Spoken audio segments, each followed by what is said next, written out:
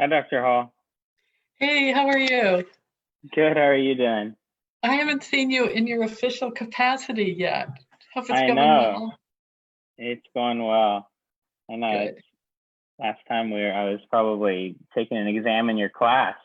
I think so, yeah. Or playing tennis. Yeah, exactly. It is. Everything is going well. Is the start of the school year going well for you? Yes, I mean, given everything, yes, really. Right. I think it's pretty smooth. That's good. Yeah, I guess that's Yeah, as good as it can be, I guess. That's that's right. the question. That's great. Ron, I think Well, you're perfect for that job. I was really glad when I read it. well, thank you. I appreciate it. I'm excited. It's gone by fast too. I was looking the other day and I realized it's been, almost 8 months already. Oh, And it seems like wow. Yeah. everything is going by quickly. I feel like I've only been in it for just a short amount of time, which I guess that's how it is. Time just goes by quickly. It does, doesn't it? It sure Yeah. does. Well, Highly snugly.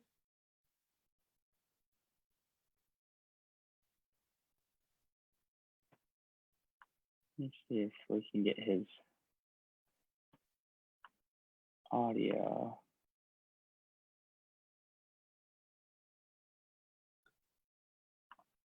It shows on my screen that his audio is trying to connect.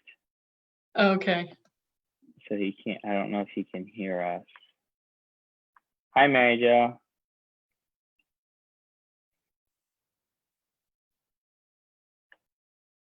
Oh, you're muted.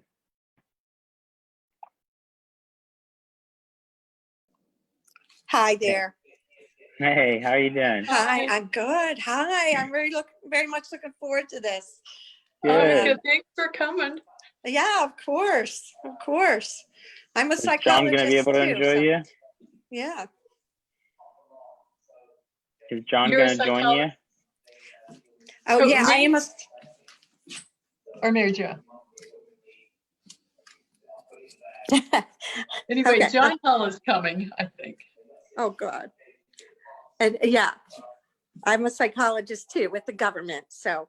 Okay, good. Just interested. I'm also helping my son with some online learning, so it's a little awkward. I may slip away a little bit here and there, but I'm still very interested. And Yeah, feel free. Will you have slides or no? Good. I have a Okay. PowerPoint. Yeah. Okay, good. So are you working from home? Yeah. No, I just going in. the federal government. Yeah, they give you 10 hours a week off to assist with home issues or whatever you might need. Yeah, because of COVID. So that's been a real nice thing.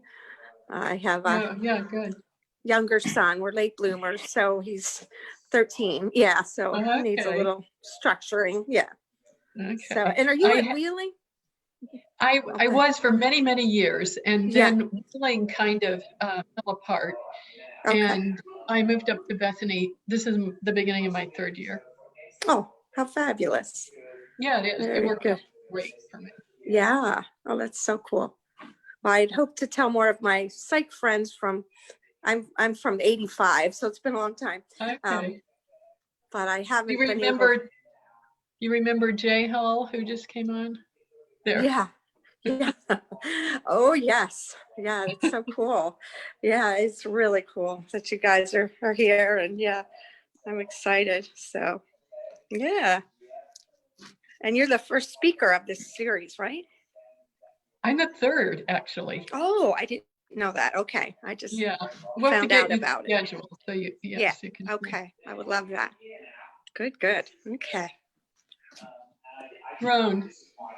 Yes. Ron, those are my parents, Ellen and Katie Beery, from really? Ann Arbor, Michigan. No way. How are you guys doing? That's wonderful.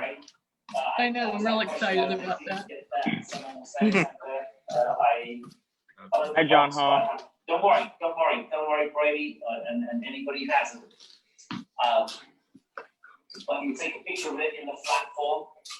Okay. All right, how you doing? No noon hoops today, bro.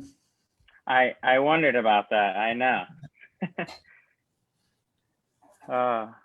Eventually in the future, we'll have it and I'll be able to join again. Me too.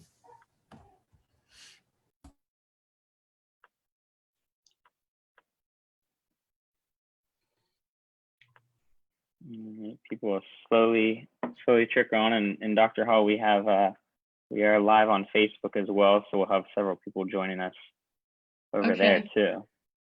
I'll count on you to. Yeah, I'll count on you to monitor that. Yeah. Sure.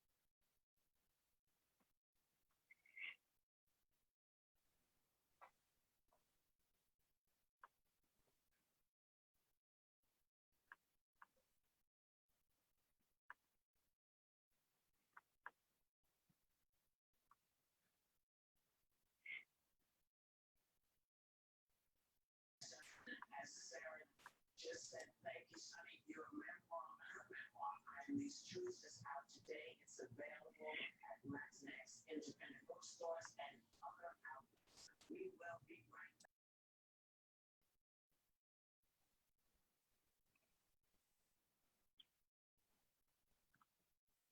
Hi, Logan.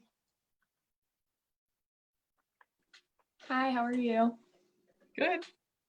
Logan and Roan were quite the team when they were Oh no, we're students. Oh, there you. Hey, Logan. Hey, Ron. How you doing? Good, how are you? Good. Oh boy, the three of us were. John's here. Deb. Dr. Snyder's on here somewhere. I think I see. Yeah, I think saw she her was name. coming. Hi, Dr. Snyder, if you can hear us. Yeah, I'm here. Hi, Roan. Oh, there she is. There was maybe flashbacks. a tiny bit of competition between Roan and Logan sometimes. There was zero competition. When it came to comps, it was all collaboration. Good. We knew when.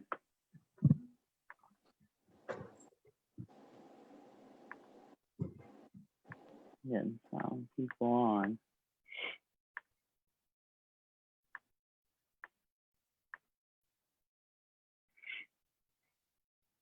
Hi, Marcia. Oh, I think, yeah.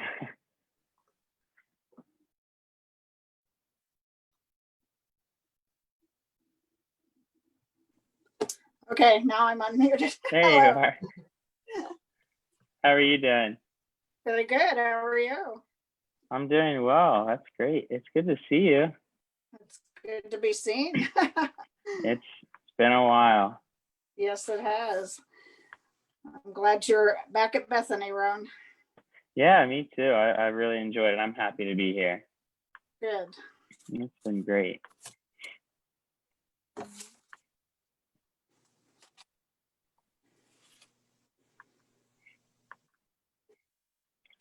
All right. I'm sure people will continue to trickle in here and join us, and we have several people joining us on Facebook. But I'm going to go ahead and let us start to get going with this third lecture of our series. So this week we have Dr. Debra Hall, who many of you may know, and if not, many of you probably know. Her other half, I'm not going to say better half, other half, whatever John would want me to say. But she joined us, so this is her third year at Bethany. She was at what was formerly known as Wheeling Jesuit for some time. So we were super lucky to get her. I've been super lucky to actually have her as a professor, as I was a graduate in 2019 and now returned as the Director of Alumni Engagement. So my name is Roan Thrash. So It has been about 7 months since I've been at Bethany, and now we have put together these series of lectures with Dr. Joe Lane, our provost and dean of faculty, who's also on the call, and several other people that have joined together to make these happen. So thank you everyone for joining us and taking your time that in the middle of the day to join us for maybe your lunch break and hear these lectures. And we have several more to come. So if you guys don't have a schedule or you guys need a schedule for all of these, they'll be every Thursday at 11:30. And we can, if you need to contact me, I can get you that schedule for the future ones. So today, Dr. Hall is going to do her lecture on the psychology side. That is her area of study. And so we are super excited to hear her, and she is going to go ahead and get started. Okay, thank you, Roan. And it's so nice to see all of you and to see your names popping up in the participation list, and to think about all the ways that our paths have crossed and our lives have intersected over the years. As Roan said, that this is only my 3rd year at Bethany, but it is my 40-something year in the town of Bethany. So I have a lot of connections with Bethany College, and it's a treat to be able to be in this capacity. Joining us off campus and people who are not so intimately involved in One Bethany are my parents from Ann Arbor, Michigan. So that's a special treat for me to have them here as well. Today, I'm going to be talking about the psychology of stress. So we will be considering what stress is, how it changes over the course of time, what things make stress worse and what things make it maybe a tiny bit better, how people typically cope with stress, some suggestions for alternate ways of coping that you might be interested in trying. Then we'll look at the end at some of the suggestions for further information or further help if that's something that you think after this presentation that you would be interested in. I have, let's see, I need to be able to share. Roan, can you make me a host?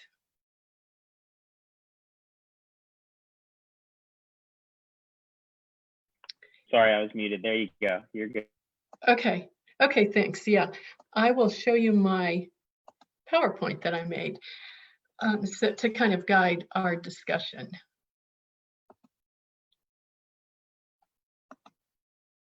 Let's start with this question. Roan, is that showing okay? Yeah, if you want to make, if you go and make it full screen, if you want to hit slideshow at the top, or there, yeah. This is going to do it, I think. Yeah. Yep. Yeah. Okay, maybe this will work.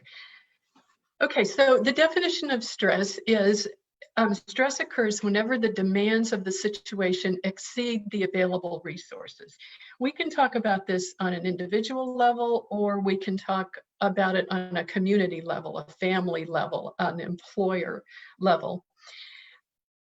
If we look first at the individual level, we may see, for instance, that a person experiences financial stress, and we would use the word distress. So a person might experience financial distress when they have more bills than they have money.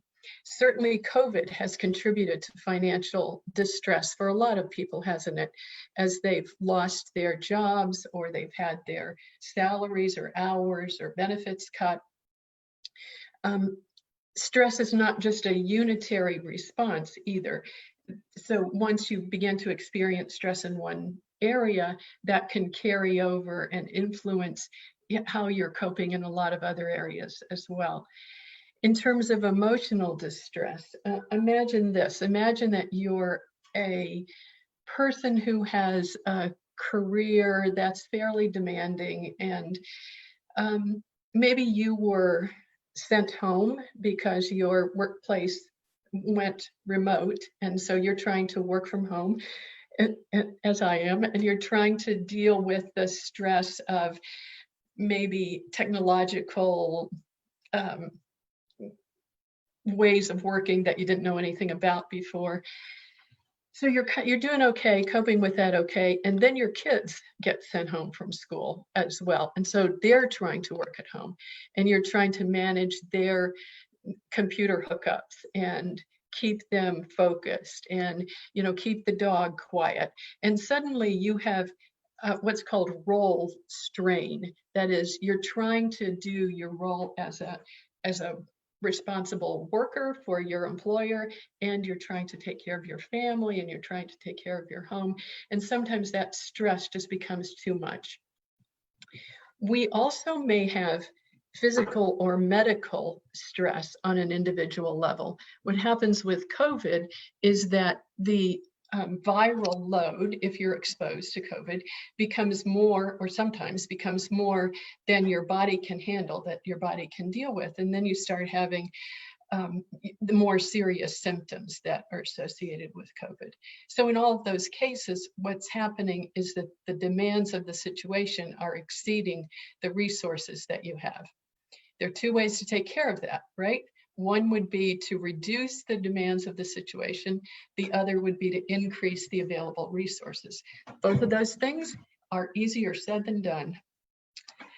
Let's just look a little bit at the corporate level or the community level and understand that a financial distress can also occur on a bigger than individual or family level. For instance, a college might experience financial distress due to COVID when they have to send their students home after spring break, losing the room and board income that they would previously have had. That was a huge blow to colleges and universities and caused a lot of stress, which then rolls down to, you know, some schools having to make layoffs, some schools having to reduce salaries and benefits and things like that to try to make their resources match with the demands of the situation.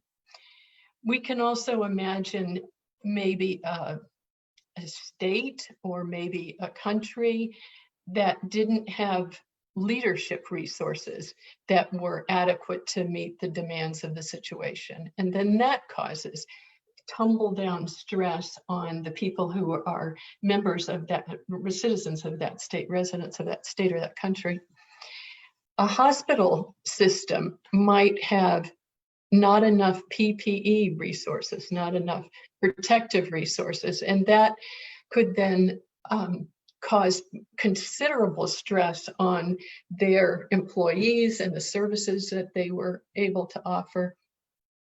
The same thing happens sometimes when hospitals don't have enough beds for all the people who are sick, and then individuals end up spending a day out in the hall, or they get diverted to another hospital that tries to take care of them.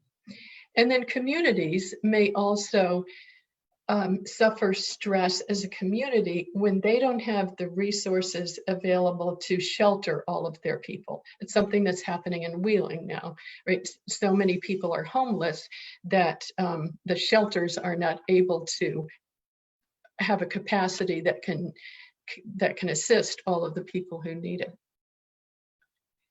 As a little sidebar here, I wanted to say that, well, I'll say it now, that I was speaking about events that were all negative, events that led to stress or stressors that were considered to be negative.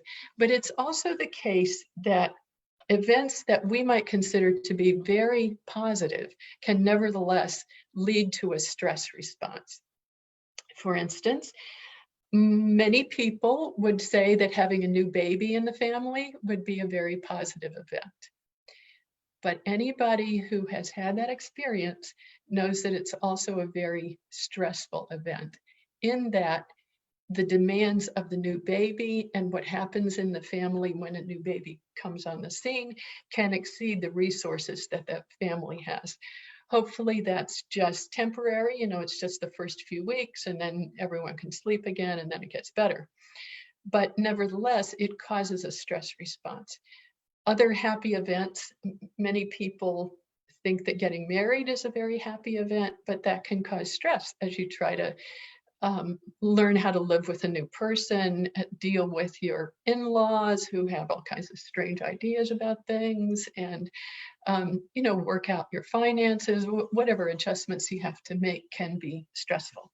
So the source of stress is not necessarily negative, although most of the time it is. Okay, I am going to get out of this because, okay, this is good. What I want to turn to now is how we experience stress and how we respond to it. I said earlier that we might talk about how the stress response changes over time. So what I'm going to talk about first is the immediate response to threat or the immediate response to stress, and then we'll talk a little bit more about how that changes over time. Stress is a multi-dimensional response, meaning we can talk at least about a physiological response, a body response. We can talk about a psychological or emotional response, and we can talk about a cognitive or rational or thinking response. And all of those get tangled up together and enmeshed so that it's hard to separate out one from the other. Your body is set up to help you cope with stress. Your body is set up so that you will survive a threat. Anytime you're faced with something that is dangerous or something that your body perceives to be dangerous, you go into sort of a hyper response mode. It's called the sympathetic division of the central nervous system, and it is the part of your body that activates a fight or flight response. It's the responses that your body makes to equip you to deal with the stress by either fighting it off or getting out of there. Some of the things that happen, you will be well aware of. Your heart rate increases, your blood pressure increases, especially the top number increases. Your breathing changes so that your breathing becomes more rapid, but it's not as deep. You may get a flushed face. Your digestive process decreases. All of those things equip you to make an immediate response.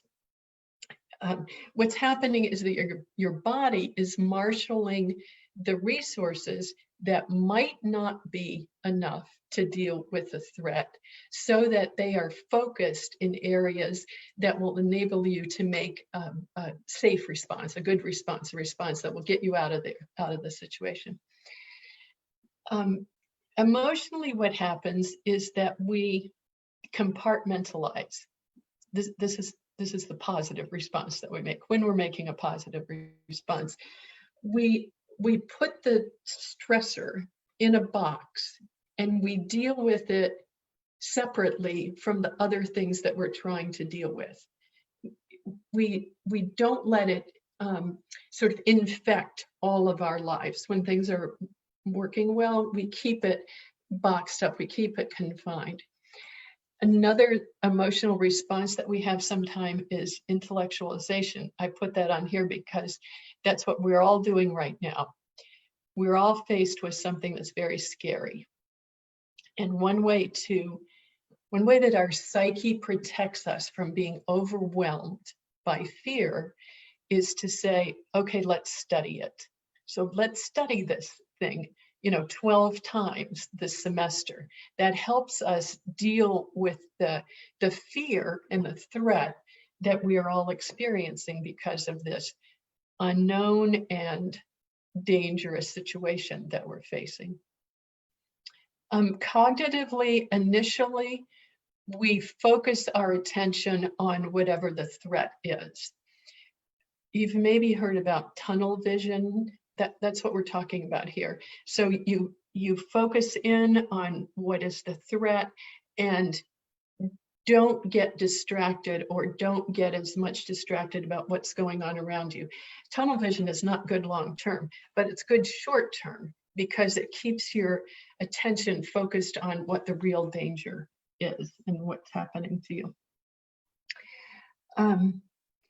So initially, we did things that helped us respond to our growing awareness or our growing understanding of the threat of COVID. Some of you may have decided this is an opportunity for me to learn something new. So you said early on in the first month, in the first couple of weeks, I bet some of you said to yourselves, I'm gonna learn to bake sourdough bread. And there was a run on yeast. It was hard to find yeast because so many people said, I'm gonna learn how to make sourdough bread. Our poor pets were exhausted because we kept taking them on walks. I acted like it was my sole responsibility to make a mask for everybody who lived in Bethany. Right? There were millions and millions, I'm sure, of masks made within the first month of COVID as people tried to cope positively, to focus their attention, to understand what the major threats were, to try to deal with those threats in a rational way, to try to use the skills that we have developed from years of living in order to deal with this new crisis that we were facing.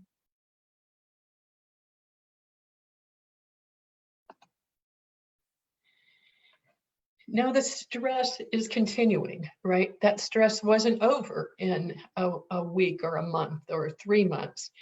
What is it about particular stressors that make them worse, or that make the stress response or the trauma response worse? One of the things is something that we're facing to a great extent, and that is the length of time that the stressor is continuing. We would all say we're very much ready for this to be over, right? It just keeps on going and keeps on going, and we think we get a handle on it, and then the death rates go up again, or the positivity rates go up again, and it's wearing on us. It's draining us. It's draining our resources, and it's long-term too much for us to deal with. Also, the intensity with which we experience the stressor has an impact on our response, which means that people who lived in New York City probably had, on the average, a stronger stress response than those who lived in Bethany, because they were experiencing more people testing positive for COVID, more people dying, more people being laid off, being homeless, more people not having enough to eat, that sort of thing. Even within, where my parents live, there are kind of 3 zones of intensity. There's the Detroit area where the incidence rate has been higher. There is, kind of out the suburbs and out from Detroit where the incidence rate is not so high, and hopefully the stress is not as high there. And then there's the UP, the Upper Peninsula of Michigan, which has COVID rates like West Virginia, where it's very low. We expect that the stress response changes depending on how intensely you're experiencing the stressor. And related to intensity is proximity too. I was talking about how close you were to the stressor, how many people around you test positive. But another factor is whether you know somebody or not who has been diagnosed with COVID, and or whether you know somebody who's died of COVID. If that's been your experience, then you probably have a more strong or a more negative response, a stronger stress response. Now, the next point is an interesting one. It's called pre-morbid adjustment. And what that means is how the person was doing before they encountered the stress. If you were a person who might describe yourself as not particularly anxious, not particularly depressed, not misusing substances, and you have a stressor, you experience a stressor that would be likely to increase all of those things, you're probably going to do pretty well because your baseline level of coping was pretty good. If, on the other hand, your baseline level was not that good, let's say you were experiencing a significant amount of anxiety before COVID ever happened, or a significant amount of depression or trouble with substance misuse. If you add the stressor on top of that, then you're likely not to do as well as somebody who had a more moderate level of premorbid adjustment. Closely related are certain personality characteristics that tend to make us less vulnerable to the negative effects of stress. And some of those might be things like whether you believe that the things you do in life can make a change, or whether you believe that whatever you do in life, whatever actions you take, won't really make much of a difference, won't really help much. What I'm really talking about here is the level of control you believe you have in certain situations. If you believe that what happens to you is a matter of luck or a matter of fate, then you're probably going to have a poorer response to stress than somebody who believes that what they do can make a difference. Just look at mask wearing, right?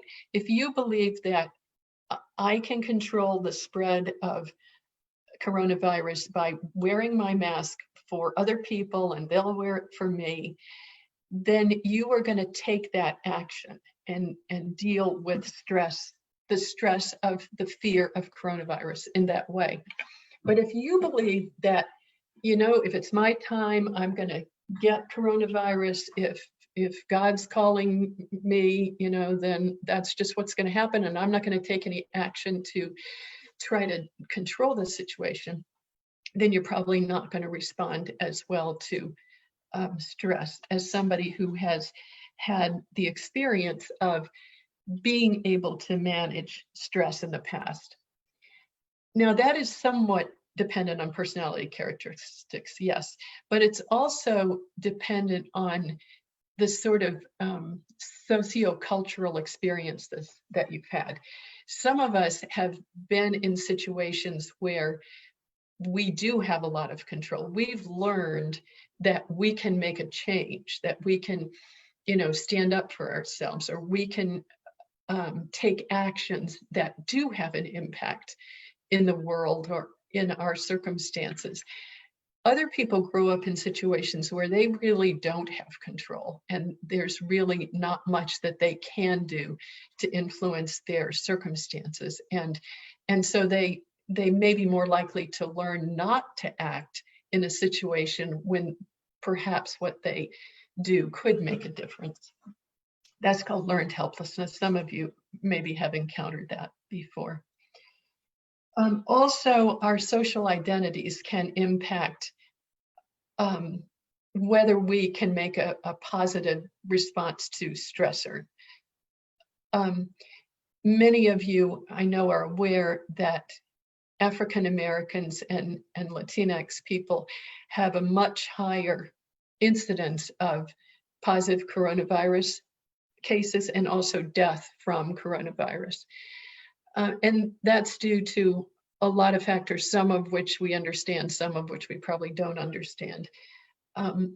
Income can make a huge difference in how a person is able to respond to stress, what kind of medical care you're able to get, whether you have the option of working from home or you have to be out in the public where you're more exposed.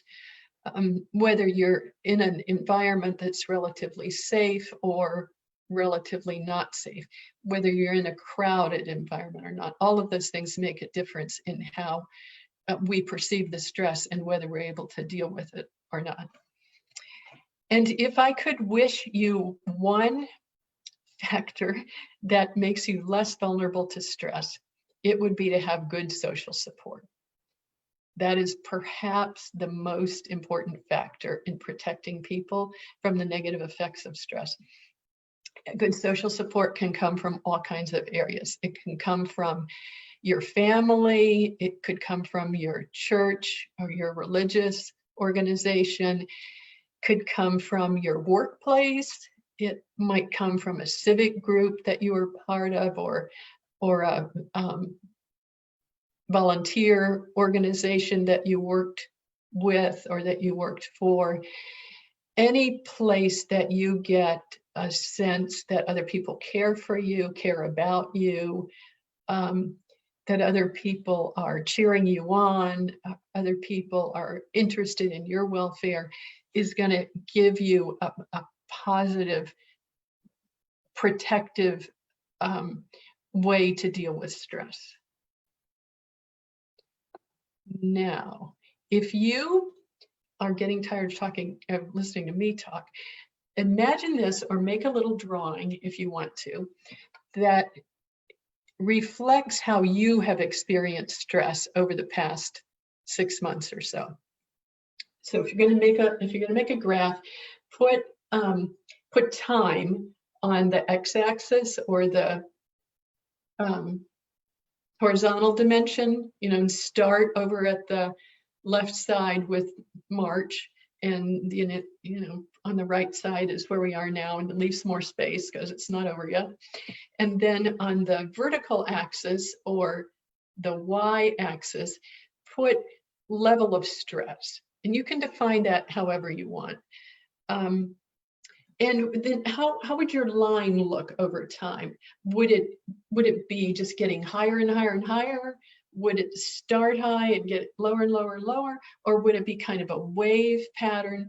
How have you experienced stress over time?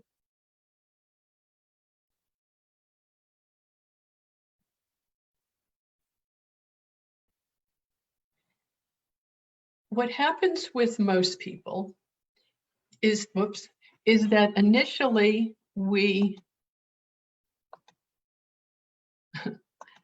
hang on.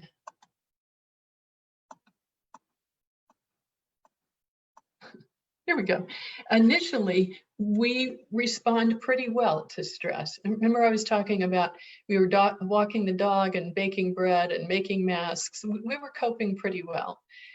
Over time, though, and how much time depends on, an individual's response and all of those factors we just talked about, the protective factors that a person has or doesn't have. Over time, we do tend to wear down, and the stressor becomes chronic, and all kinds of other problems then begin for us. The professional organization that's in charge of figuring out how to diagnose people with stress responses uses 1 month as kind of a cutoff. So we can use that if you want. But over time, physiologically, we begin to see an increase in health problems. So we see a flare-up of problems that existed in our past, and or we see new problems that are particularly related to stress, or particularly aggravated, triggered maybe by stress. There's some of those problems that are triggered by stress for a lot of people. So ulcers is one example. Other example, heart disease is another example, hypertension. I'm not saying that those are stress caused. I'm saying that there's some relationship for many people between the physiological problem and the psychological stress that they're experiencing. So maybe the psychological stress makes it worse, makes it flare up, makes it more difficult for the person to deal with. And then at the same time, what's happening physiologically is that our immune system is also wearing down, so that our white blood cells, whose job it is to rush to the invading virus and take care of it, are slower to respond. Maybe we have a stronger inflammatory response, which makes it more difficult for our bodies to deal with viruses and deal with other foreign invaders that are coming in. So we see people having health problems as stress goes on. One of the studies I was just reading showed that as long as 6 months after your spouse dies, you will have immune dysfunction. So you will have measurable immune dysfunction following the death of a spouse, and presumably because of the stress. We also see emotional changes. Over time, when we're faced with so much chronic stress, we tend to disconnect. That is, we pretend like it doesn't exist. We turn the news off. That might be a good idea sometimes, but I don't want to hear about it anymore. You know, that's what we say. I can't deal anymore. Or we engage in fantasy. Well, maybe tomorrow it'll all be gone. Or, you know, surely by Halloween we'll all be back to normal. And there can be more serious responses that we have over time as well. For instance, substance misuse increases. That's happening to us right now. The rates of substance misuse are going up. Also, the rates of anxiety and depression are going up among people who have had some level of anxiety or depression in the past, and also among people who never had that before, and that now they're experiencing it, or didn't have it very much before, and now they're experiencing it. People can also engage in self-harm. We know that the suicide rate has gone up since COVID-19 came on the scene. People who really feel so hopeless and so helpless that they have no other choice. They don't see another choice for themselves. They have no alternatives. And the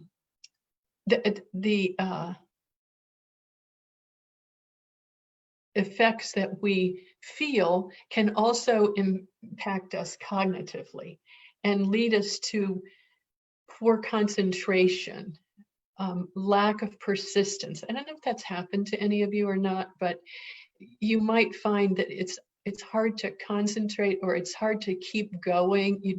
You start to do something that's kind of hard, and you give up. Maybe in the past you could have made yourself keep going, but not so much now. You might have find yourself having more difficulty making decisions, or not making decisions that are as good. You know, in the past you kind of took a challenge by the horns, and wrestled it down and dealt with it.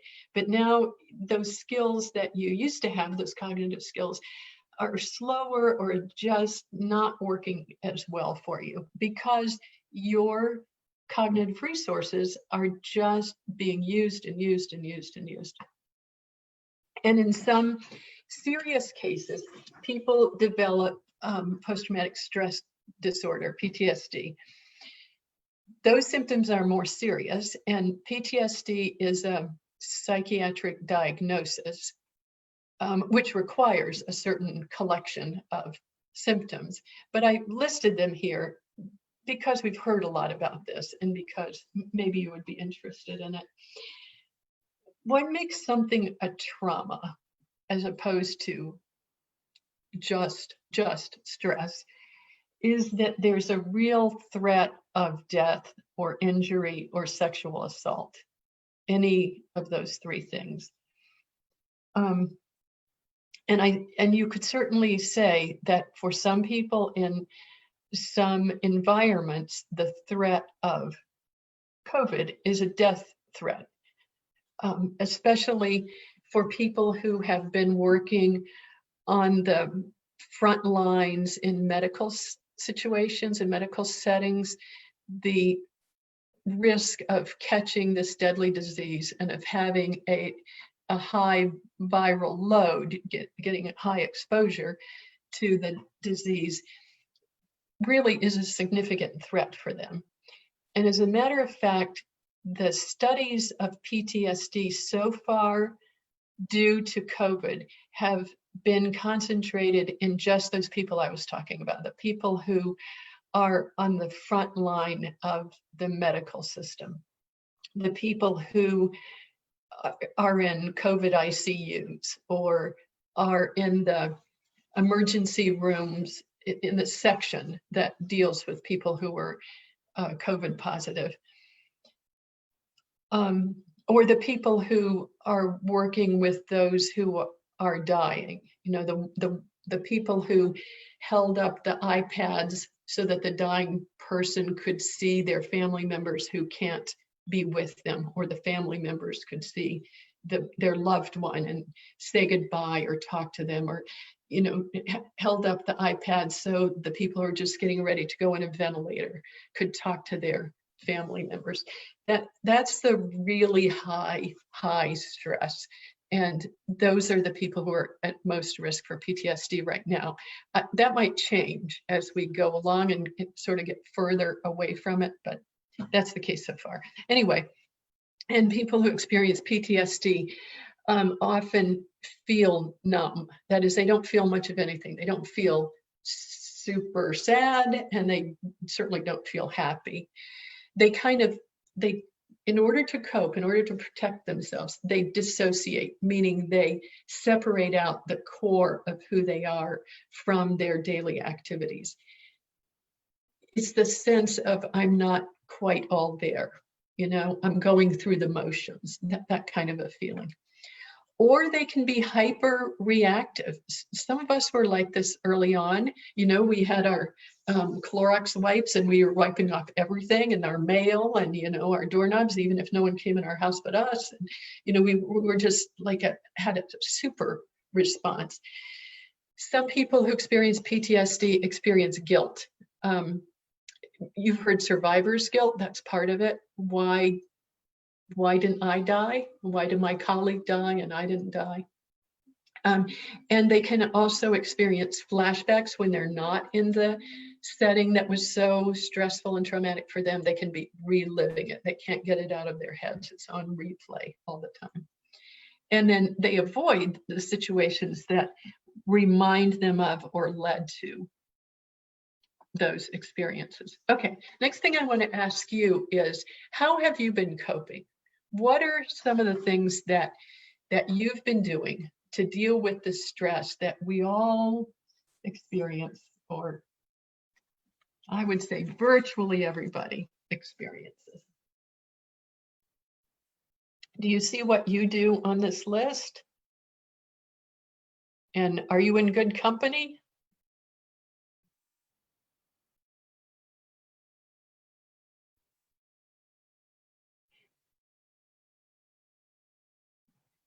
If you look through this list, you see that some of the ways that people cope are more positive and some are not so positive. And we all know that, don't we? We know that we're, well, I know that I'm eating too much sugar and carbs, you know, and I'm playing games on my phone too much. You know, I really would like to change that. But on the other hand, I talk to my family and friends pretty frequently. You know, that's a good thing. So there's some good ways that we cope and some not so good ways. And you will see yourself reflected here some, and maybe there'll be some other ways that you're coping that aren't on the list, that aren't, you know, what people usually report.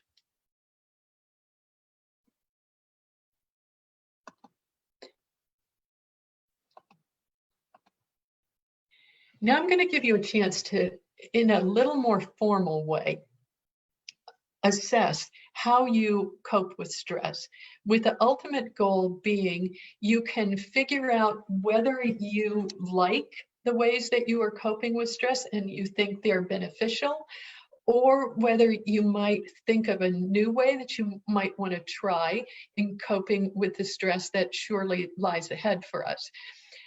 well, I put the rating scale here because I couldn't fit everything on the same page.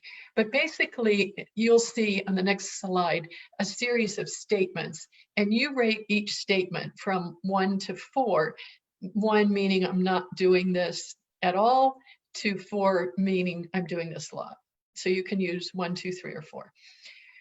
If you want to, at a later time, in case we don't have time to do all of this right now, if you want to take the full test or read more about the science that backs up this assessment, you can go to this site right here. This is the reference for this coping scale. Now I know I have violated every principle of making a slide by putting way, way, way too much stuff on it. But I did it because I wanted to show you how the statements relate to the coping strategies. So for instance, when you go through these, either if you want to do it now or you want to do it later on, and you find that maybe you gave 4s to, let's use 3 and 8, that's a good one. 3, I've been saying to myself, this isn't real. And 8, I've been refusing to believe that it's happened. If you gave yourself 4s on both of those statements, it might indicate that you're using a strategy over here called denial. Denial is like intellectualization in that it's a way that your psyche tries to protect you from being overwhelmed by stress. You can see how that would work. If you say to yourself, this isn't real, and I refuse to believe that it happened, then you don't have to deal with it, right? It cuts out the stress for you, it eliminates the stress for you. But you might also say to yourself, that's not too realistic maybe, and long term, that's not going to be in my best interest. So maybe I will say 22 and 27. I've been trying to find comfort in my religion or spiritual, I can't read this because people's pictures are in the way, but you can read that. And I've been praying or meditating. Maybe you've got 4s in both of those, and that's a strategy that's working well for you. Or maybe you've got, 1s or 2s in those areas, those 2 items. And you might say to yourself, I'm kind of low in that. And maybe, my faith in the past has been something that's been comforting and helpful to me. Maybe I'll try to get back into that. Maybe that's some way I want to change. Or maybe humor. I've been making jokes about it and I've been making fun of the situation. That could be good or bad, but humor is often a good way for people to cope. And so that might be something that you'd want to add to your repertoire of coping skills.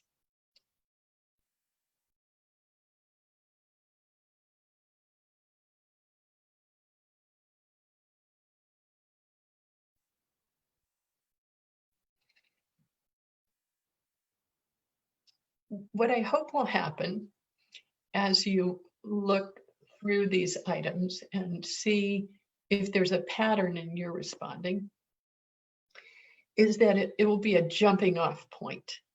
I don't want it to be a heavy duty diagnosis of your coping skills because there aren't enough items. But I want it to just prompt you to think about all of the ways of coping that there are. Many listed here, not all of them, certainly listed here, and see if there might be changes that you'd want to think about in your own life. If you might want to think about maybe cutting back a little bit on a coping strategy that I'm using a lot, but I don't really think is that great.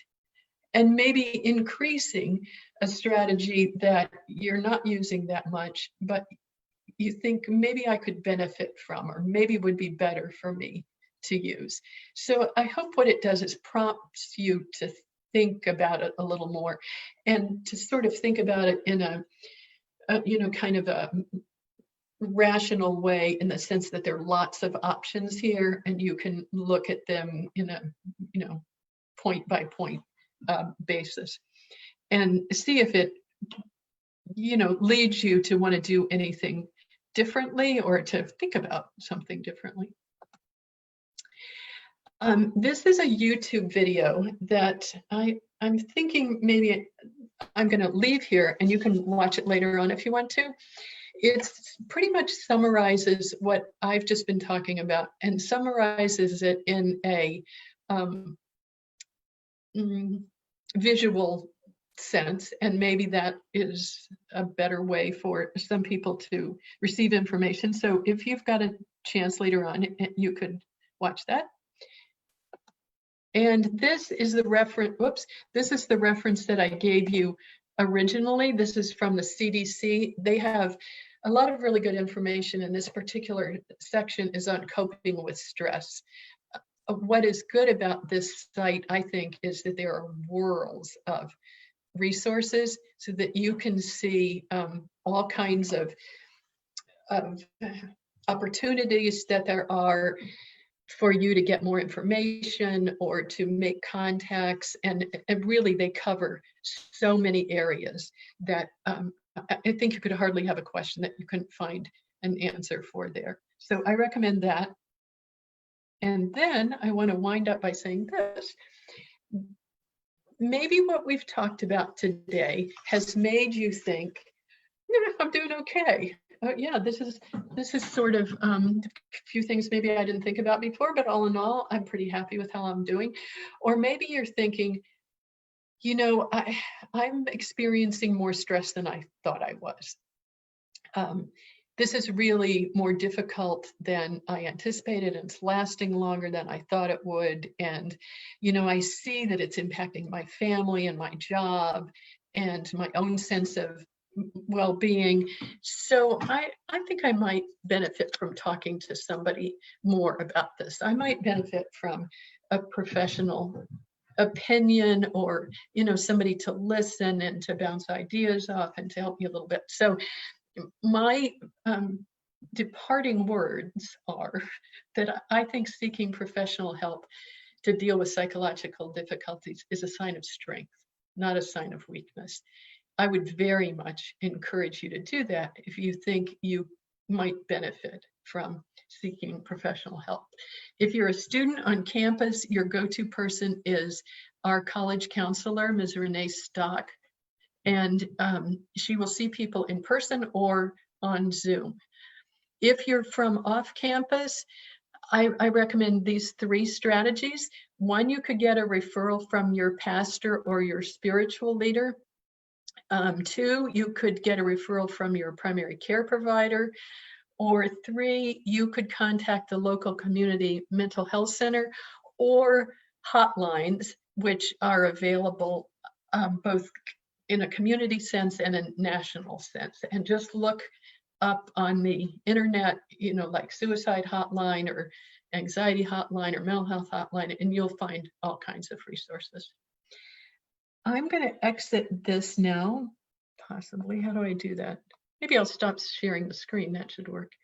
And perhaps, Roan, can you help me make the PowerPoint available to people if anyone wants those references? Yeah, we'll work on that. We'll This will figure out how to be, do that. our video will also be posted a later time on YouTube, our YouTube channel for the college, but we can definitely make the PowerPoint and especially the links so they're easy to click. I sent the first one in the chat for people that want to get on that. I couldn't quite get the other ones quick enough, but we will, that's all right. We can get the other ones made available for people as well. We'll work on that. Okay, good. Thank you. I guess you could, you maybe just take a picture of the link or something and then type it in if you're watching the video or something. Yeah. Okay. Do we have a couple minutes for people to make comments or questions? Yeah, if anyone has any questions or comments, feel free to either ask them, unmute yourself and ask them, or if you would like to put them down in the chat, I can go through and read those if anyone has any comments or questions as well.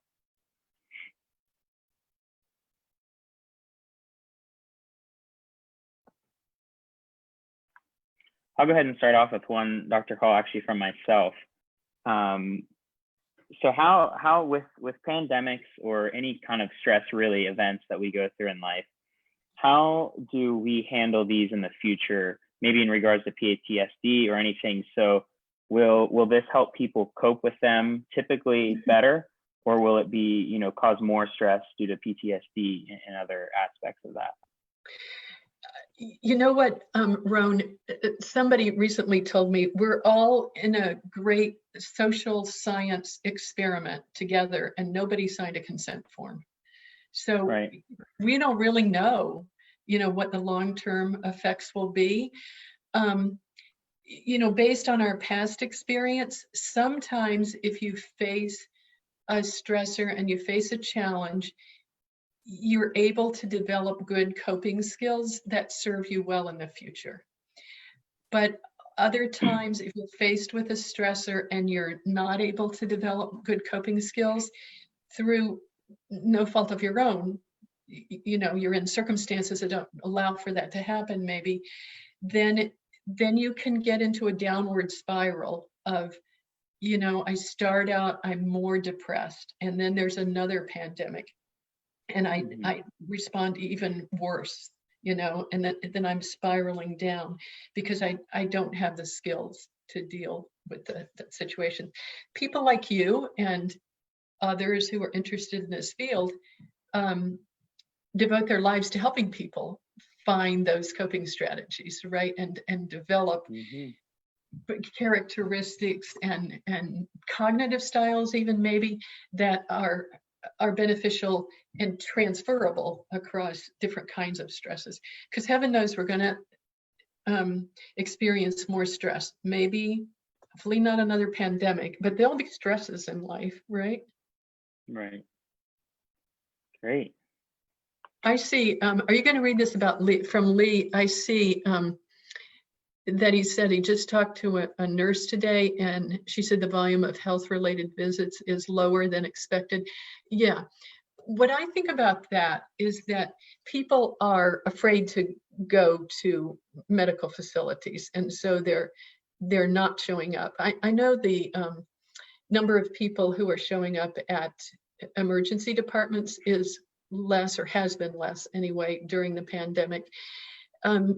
You see ads on TV a lot of times that say, you know, come back, it's safe at our hospital, or we'll treat you at our, you know, MedExpress place or something like that. So I think a large part of it is people are afraid to go back.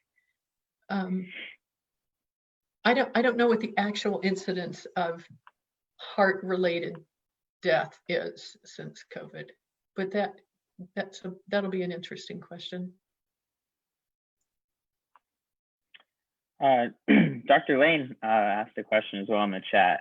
Have there been major national studies on the prevalence of particular post-traumatic diagnoses in the US?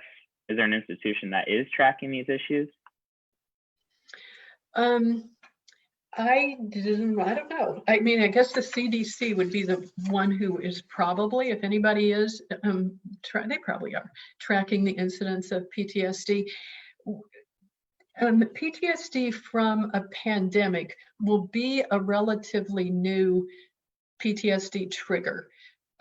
Most of the PTSD cases that have been studied so far have come from combat situations. So people who have had to do things in war or seen things in war that are, you know, that fit the criteria that I was talking about: imminent threat of death or injury or significant injury, and people who have been the victims of or have experienced natural or humanly created disasters, like people who've been in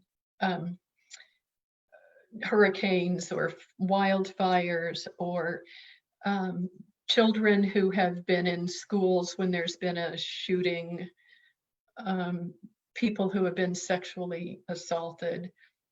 Those are the triggers that we know most about now. And I think time will tell, you know, whether pandemic related stress is going to be a significant source of PTSD. I've found that looking for ways to help other people make the most of their lives helps me more. And I think that positive approach rather than just looking to the past is going to help us in the future. Yeah, I learned well, because I think that is, I think that's the key to a good life in general. That's what Ruth Bader Ginsburg said, right? What makes a meaningful life is reaching outside yourself and doing something for your community. And whether it's you know, contributing to the food bank or picking up the prescriptions for people who can't get out and do that, or delivering groceries, all of those things serve our, you know, fellow human beings, but they also serve us.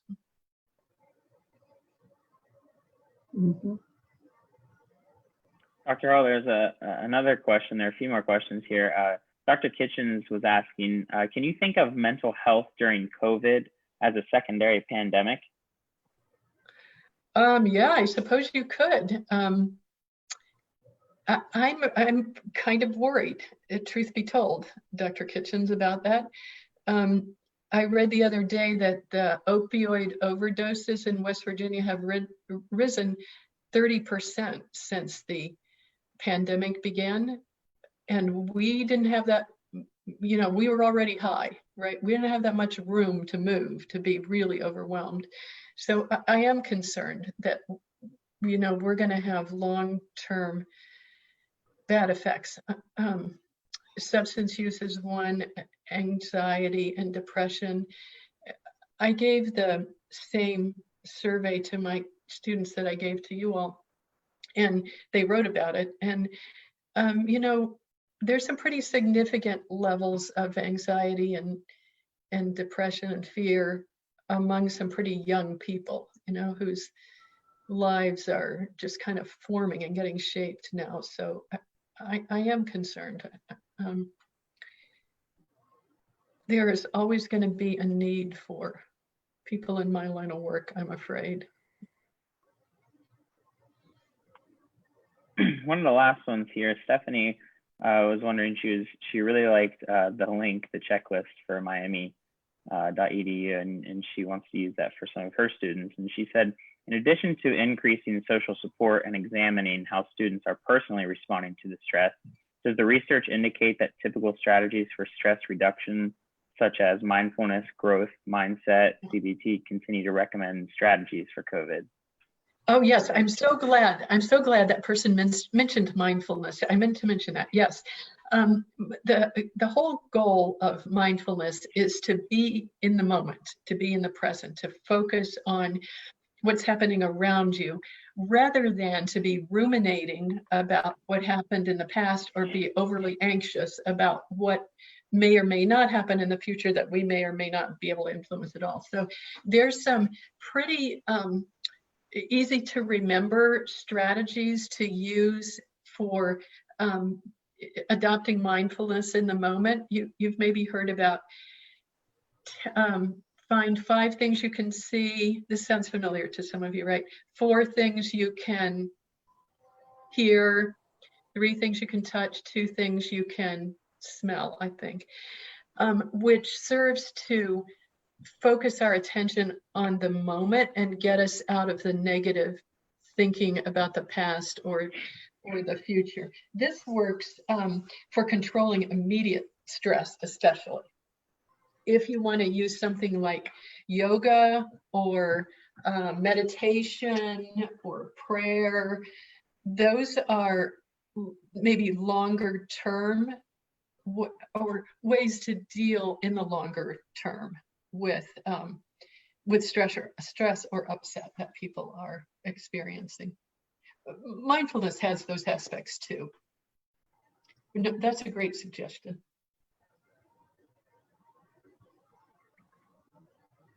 Thad Allen brought up a good point about West Virginia, an issue in West Virginia, I'm sure all over the country, of penitentiaries and jails releasing folks, you know, that are kind of, you know, it's almost in a sense of coming out of, you know, into this world.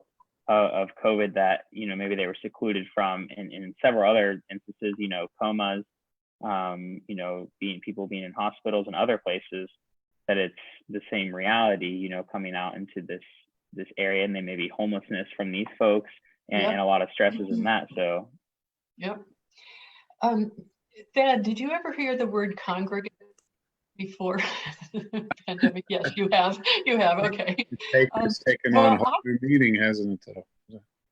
Yeah, I don't think I was very aware of that word until the last 6 months. But anyway, anybody who's in congregate care, right? So in prison or in a homeless shelter or a shelter for kids, LGBTQ kids or something like that, are at greater risk for contracting and spreading around COVID for sure. But also then what happens when they're released, or what happens when some jails and penitentiaries released prisoners who weren't so violent, right? To go back in the community in order to cut down that risk from everybody living together. And how does the community welcome them? You know, how does the community provide safe opportunities and still keep the community safe? We're learning this is especially hard with for people who need nursing home care that nursing homes do not want to receive. Yeah. Mm-hmm. Women are having our population we're struggling with, and then of course there's the hardest of population that can't be within 1,000 feet of children or schools. So it's very stressful. Yes, you're right. And it's very stressful on those who are by call or choice or assigned to solve those problems.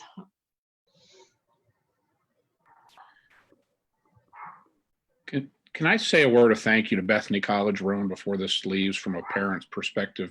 I'll mute myself. Mm-hmm. Sure.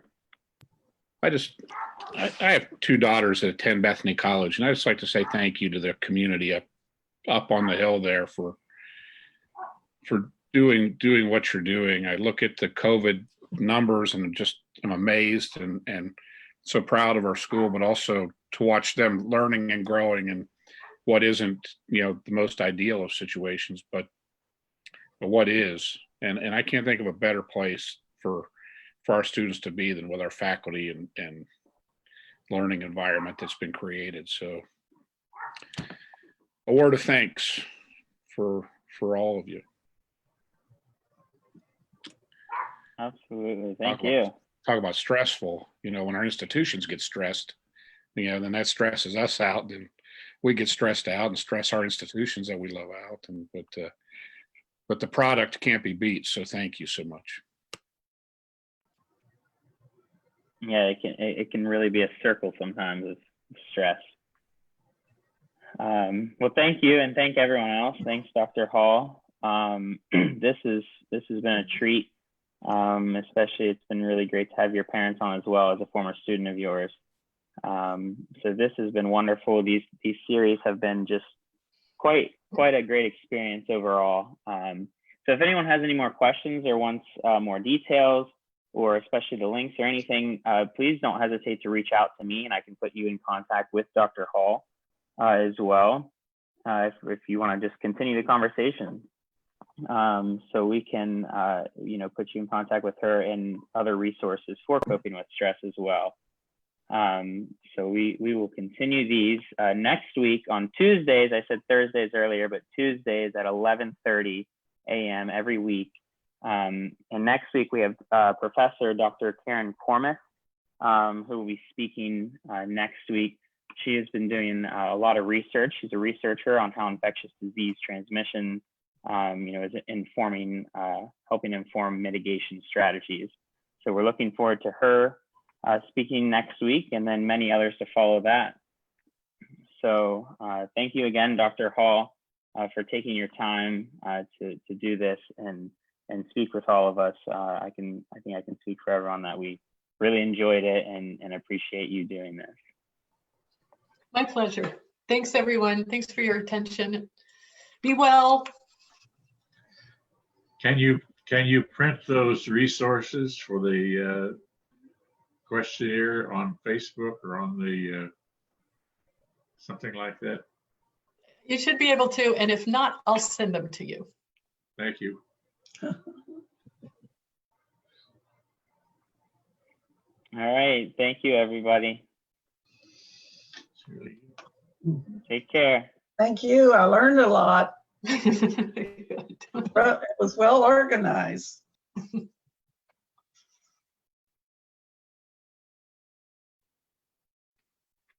Hello. Hi, Dave. Hello there. How are you? Thank you. I'm doing okay. Hey, you're coming up, right? Yeah, the One of these days. Yep. 13th, 3 weeks. 3 weeks. Okay. Yeah, I'm looking forward to it. It's me too, but it's a little nerve-wracking. It is. I was looking at the participant list. I didn't know what to expect, but I can imagine it is stress-inducing. Yeah, it's the participant list is a lot bigger than I thought it was going to be. Yeah, and I was looking at the other ones on Facebook. They're getting like 1,000 views on. So I waited until after to tell you that. Thank you. Thank you. Thank you. I gotta get the baby up. I'll see you. All right. Take care. I just want to say hi, and I'm super disappointed because I am in Texas and I've had this event on my calendar for so long. And I was like, yeah, I'm going to be 5 minutes early, and I blocked it off and everything. And I joined and I was like, wait a minute, why does this seem like the end? And then it hit me that there's an hour time difference. Oh, no, that's right. Oh, shoot. Yeah.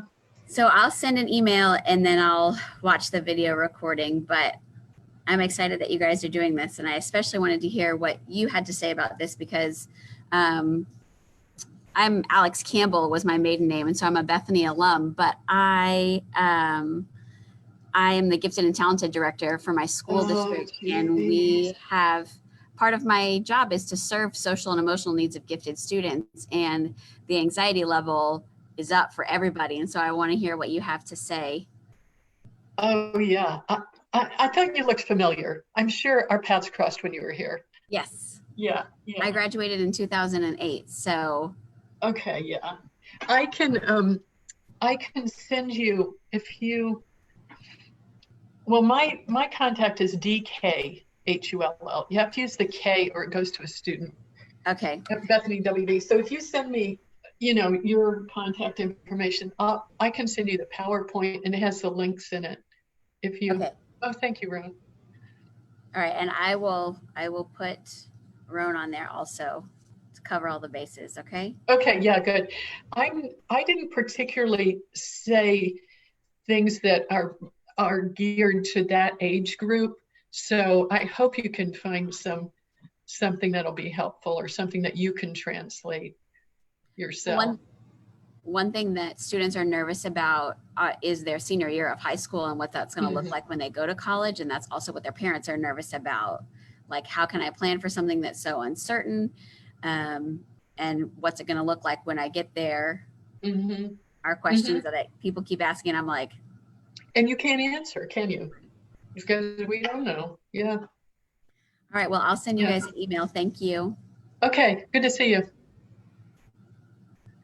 Roan, thanks for everything you did to make things go smoothly. Part of being nervous is about the technology, and although I fumbled around on the slides a lot, I thought it was okay. I thought it went great. I thought it was awesome. I think these are meant to be opportunities to bring students back in, and or not students back in, but alumni back in, to the classroom, the virtual classroom. So they're supposed to be laid back, just sitting here getting a chance to listen to, Deb Hall just give a lecture and just talk. So, and they're also, lunch series. So, several weeks we have, people who just grab their lunch and hang out and talk. So, Yeah, It's been and great. who knows, this, we might figure out some way to keep doing this in the future. And Right. it seems to be striking a chord. Yeah, I think so. I think that is something we've talked about too, and how to continue these and this virtual world, I guess you would say, isn't going away. We're Right. we're gonna keep having aspects of these. So homecoming obviously is virtual this year, and it's been quite a trip. But next year when we're back on campus, we're still gonna have aspects of virtual abilities. So we'll still be live streaming things and having people join from all over the globe, really. And all of us who were clueless now kind of know how to use it. So, I Right. know it's not going away. Right. Yeah. We had to learn how to use it. We had to, you're right. Uh-huh. That's really the reality of it. So it's been great. But these lectures have been fantastic. I'm super happy we got them up and going, and we have people willing to do them, on the faculty side and folks attending, because I think that this is, along our world of lifelong learning, Exactly. we need to have opportunities for people to just be able to learn and hear professionals speak about certain topics and areas of study. So they're truly, I would say, very high-end lectures that we're able to provide for people. So well it's been done. fantastic. Yeah, I think so. Well, I'm sure Thanks. I'll see you and John Hall and other folks on campus and see you around. I did see you. I don't know if you recognized me kind of quickly. I saw you on your walk on Sunday. Oh my outside gosh. the church. Yeah. So we were doing some videos with. That was you? I didn't know who that was. Yeah. Oh, okay. Yeah. It's hard to I recognize remember. people right now, but we were Yeah, it is. we were half hidden. But we another alum, Anthony Sparks, he graduated in 2013. He's a professional videographer and photographer, and so we were doing some cool. filming for homecoming. Great. So we By the were way, trying to get things done. I'm going to assign my honors kids to go to two of the things that are happening for homecoming. One is Apple's tour of the tower. Yeah. And the other's the tour of Campbell Mansion. I think those are great ideas. I wanted them to do both, but I didn't know how to pull it off. So so those are all, we have moved those all to videos. Okay. So that the campus tour, the mansion, everything, because of similar to like what you're requesting, several people, and I think seminars, I'm assuming is where some professors are coming from, are interested in their classes looking at these, but they're not sure about the times and getting them to do all of them.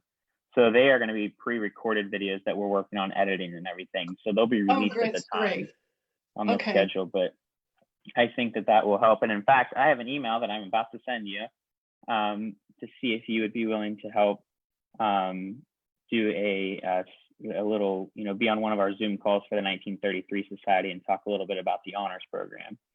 Oh, sure. So yeah. I'll send you an email. Send me the details. Yeah, but yeah. Absolutely. Okay.